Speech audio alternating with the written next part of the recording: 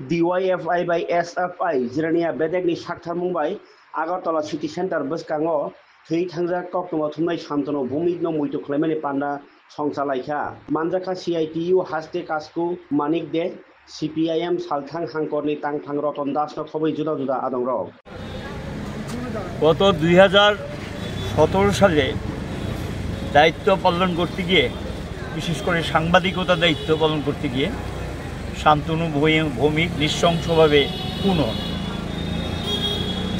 জিরানিয়া মহকুমা এলাকায় আগের থেকেই ওখানে একটা রাস্তা রোকো আন্দোলন চলছিল। সাংবাদিকরা দায়িত্ব পালনে সেখানে যান, গিয়ে তাদের সেই সমস্ত আন্দোলনের চেহারা মানুষ জনসমক্ষে তুলে ধরে।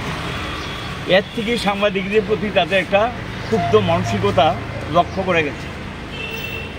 যেই দিন শান্তনু ভৌমিক খুন হন তিনি মান্দাইতে সেই সাংবাদিকতার দায়িত্ব পালন করতে গিয়ে ওখানে রাস্তা রোকো চলছিল এবং কিছু আক্রমণের ঘটনা সংঘটিত হয়েছিল।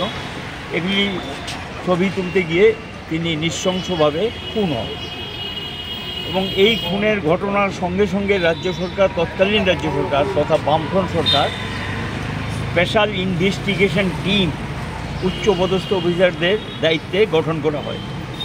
তদন্ত চলে, গ্রেপ্তার হন কয়েকজন এবং চার্জশিটে প্রথম অংশ দাখিলও করা হয়। বিচার প্রকল্প যখন বিচারের কাজ যখন শুরু হবে তখন সরকার পরিবর্তন হয়। আমরা লক্ষ্য করলাম যে সিবিআই তদন্ত দাবি করেন, ঠিক আছে সিবিআই তদন্ত দিতেই পারেন, সিবিআই তদন্ত দিয়েছেন। তো আজ পর্যন্ত শান্তনু ভৌমিকের এই হত্যাকাণ্ডের সঙ্গে যারা যুক্ত তাদের কী শাস্তি হলো, কী ব্যবস্থা নেওয়া হলো, গ্রেপ্তার হলেন কিনা রাজ্যবাসী জানেন এবং রাজ্য সরকারের দৃষ্টিতে বহুবার বিষয়গুলি দৃষ্টি আকর্ষণ করা হয়েছে, কিন্তু কোনো পদক্ষেপ নিয়েছেন বলে আমাদের জানা নেই।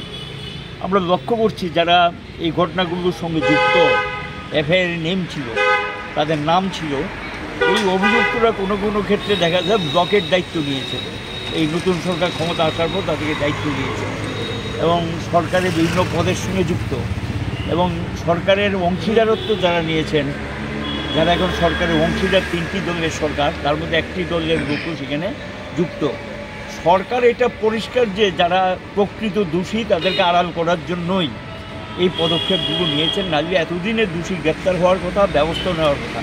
প্রায় 8 বছর হয়ে গেছে এবং সেখানে গিয়ে 8 বছরও কোনো ব্যবস্থা সেখানে নিলেন না। আদৌ সেই সমস্ত দোষীরা শাস্তি পাবেন কিনা মানুষের মধ্যে সন্দেহ তৈরি হয়েছে। কারণ এই সরকারের সময় যেখানে এই ধরনের হত্যাকাণ্ড ঘটছে সেখানে দোষীদের আড়াল করা সরকারের একটা দায়িত্ব হয়ে গেছে।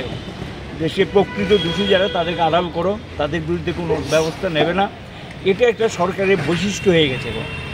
মানুষের মধ্যে স্বাভাবিক কারণে প্রশ্ন উঠেছে, সন্দেহ তৈরি হয়েছে আদৌ এই দোষীদের শাস্তি পাবে কিনা। এবং এই ধরনের একটা সাংবাদিকতা, অল্প বয়সে একটি তরুণ তাজা যুবক নৃশংসভাবে খুন দেয়, সে আসামিটা গ্রেপ্তার হবে না এটা বলা যায়। আর উল্টো লক্ষ্য করছি, কয়েকদিন আগে একজন মন্ত্রী, এই যে সরকারের অংশ তিনি বলছেন যে এটা নাকি বামফ্রন্ট সরকারের ইয়ের জন্য, মানে বামপন্থীর বা সিপিএমের ভুলের জন্য এটা হয়েছে। সিপিএমের সঙ্গে সাংবাদিকের কী দায়িত্ব? তিনি একসময় ডিআইএফ করতেন, এসওআই করতেন, এলাকায় ভূমিকাও নিতেন, পরে তিনি সাংবাদিকতার কাজ বেছে নিয়েছেন, এটা ভালো করেই জানেন। তো এর থেকে বোঝা যায় মন্ত্রী কাকে আড়াল করছেন, দোষীদেরকে আড়াল করার জন্যই এখন এগুলো বলছেন।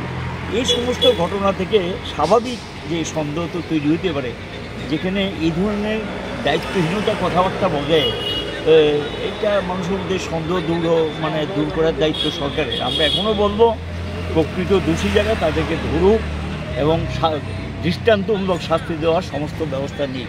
নতুবা বলবো যে একটা রাজনৈতিক বদ উদ্দেশ্য নিয়ে এই দোষীদেরকে আড়াল করার জন্য এই সরকার এই কাজ করছে। কেন্দ্রও তারা, রাজ্যও তারা, ডাবল ইঞ্জিনের সরকার। সিবিআই তো এখন কেন্দ্রের হাতেই পরিচালিত এবং রাজ্য সরকারগুলো সময় সময় তাদের সঙ্গে কথাবার্তা বলেন। তো স্বাভাবিক কারণে এটা আমরা চাইব যে দোষী যারা চিহ্নিত হয়েছে তাদের বিরুদ্ধে যাতে ব্যবস্থা না হয় এবং তার পরিবার পরিজনদের প্রতি আবার নিজের পক্ষ থেকে শোক সন্তপ্ত পরিবার মানুষটাকে তো ফিরিয়ে দেওয়া যাবে না। আমি সেখানে গিয়ে ঘটনার নিন্দা করছি। পরিবার